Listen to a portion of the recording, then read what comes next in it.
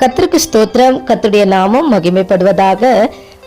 62ஆம் சங்கீதம் 5ஆம் வசனத்தை இன்னைக்கு தேவனிடத்துல விசுவாசமாக நீங்க அறிக்கை பண்ண போறீங்க. ஆமென், ஹல்லேலூயா. என் ஆத்துமாவே தேவனையே நோக்கி அமர்ந்திரு, நான் நம்புகிறது அவராலே வரும். ஆமென், ஹல்லேலூயா. கர்த்தருக்கு ஸ்தோத்திரம். நீங்க நம்புகிற காரியம், நீங்கள் விரும்புகிற காரியம் தேவனாலே அவராலே வரும்.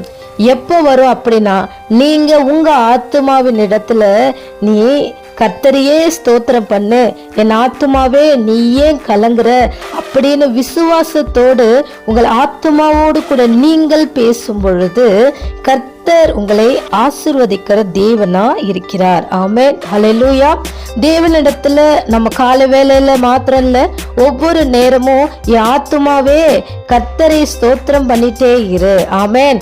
என் ஆத்துமாவே அவர்தான் கண்மலை, என் ஆத்துமாவே அவர்தான் ரட்சிப்பு, அவர்தான் என் உயர்ந்த அடைக்கலமும் ஆனவர். அதிகமாய் நான் அசைக்கப்படுவதில்லை, என்னை தேவன் பலப்படுத்தி இருக்கிறார், கர்த்தர் என்னோட கூட இருக்கிறார். ஆமென், ஹல்லேலூயா. நீங்கள் விசுவாசமாக நீங்கள் அறிக்கை பண்ணும் பொழுது கர்த்தருக்கு ஸ்தோத்திரம், உங்களை தேவன் ஆசீர்வதிக்கிறார். ஆமென், ஹல்லேலூயா. அவர்தான் உங்களுடைய கண்மலை, அவர்தான் உங்களுடைய ரட்சிப்பு, உயர்ந்த அடைக்கலம் அவர்தான். நீங்கள் சொல்லலாமே, நான் அசைக்கப்படுவதில்லை. ஆமென், ஹல்லேலூயா. நாம் சொல்லுவோமே, நான் அசைக்கப்படுவதில்லை, என் ரட்சிப்பின் தேவன் என்னோட கூட இருக்கிறார், என் மகிமையின் தேவன் என்னோட கூட இருக்கிறார், என் பலனான கண்மலையானவர், என் அடைக்கலமான என் தேவன் எனக்குள் இருக்கிறார். ஆமென், ஹல்லேலூயா.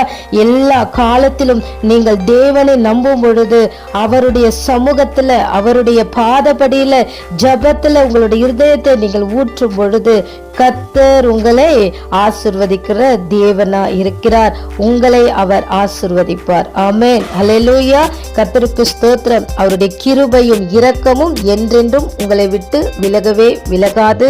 தேவனுடைய ஜனங்களுக்கு விசேஷித்த பாதுகாப்பும் ஆசீர்வாதமும் உண்டு. கர்த்தர் உங்களை ஆசீர்வதிப்பாராக. ஆமென்.